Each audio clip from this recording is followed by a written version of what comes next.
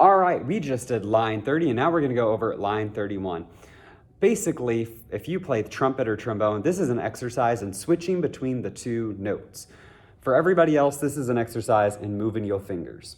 So if I'm going to play on clarinet, it's not going to be too bad. The two notes you're going in between are E and A. So this is going to isolate, working on changing from E to A. So if you place, remember how we talked about placing in our previous video for line 30, it's going to make life a lot more complicated.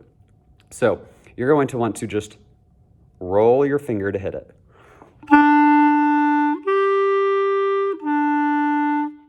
Hear how smooth that is? If you place it, it's going to sound like this.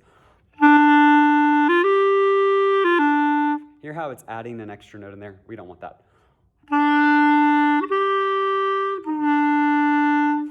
So make sure you're just rolling up on clarinet. You should be able to hit it just like this. So let's all, if you're a clarinet player, just go in between G and A like this.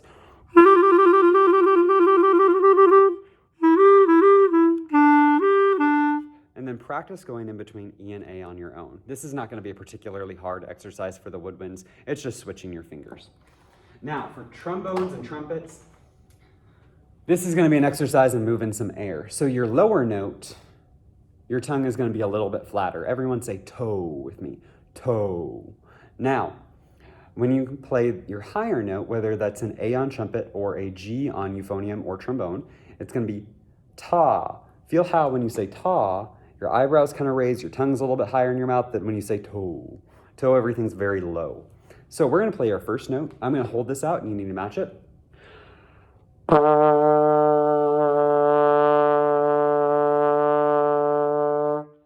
Very good. That's your first note. And then this is the higher pitch. For trumpets, it's going to be your A. For trombones and euphonium, it'll be your G. And we're just going to practice going in between those two notes. Woodwinds also join us in for this. If you're on bells, you're just going in between those two. All right, so we're going to play through the first four measures of this. Oh, and wait, there's something funny. Read the name, Tied and True. So there is something weird. There is a tie. A tie means that the two notes that are connected are the same. And the two notes, a slur means that two notes that are connected are different. So we have a tie in here. A half note is worth how many beats? 2. A quarter note is worth how many beats? 1. Add 2 plus 1 together and we have 3. Very good. So at this time, we're going to count the first two measures. 1, 2, and ready, count. 1, 3, 1.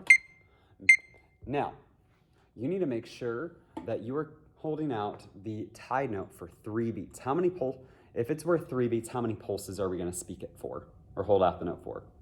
Correct, 6. It's just doubled. So now we're going to play the first two measures. 1, 2, first two measures.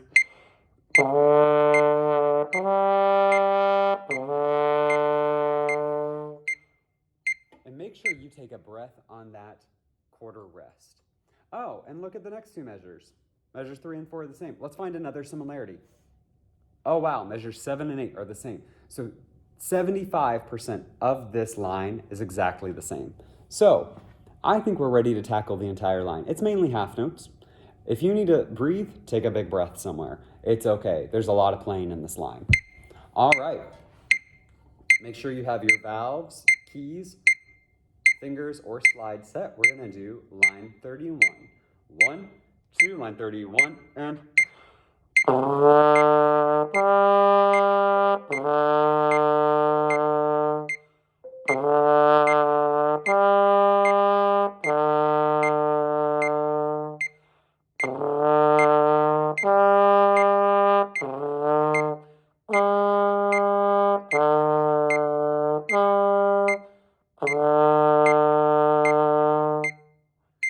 Now, if you need to do that one again, that's absolutely fine. It's all just about moving air and making sure that you're getting the difference between those two notes. So brass players, I would encourage you to rewind and go through that one, I don't know, maybe 2 more times just to get used to what your lips and what your body is doing. All right, that was line 31, tied and true.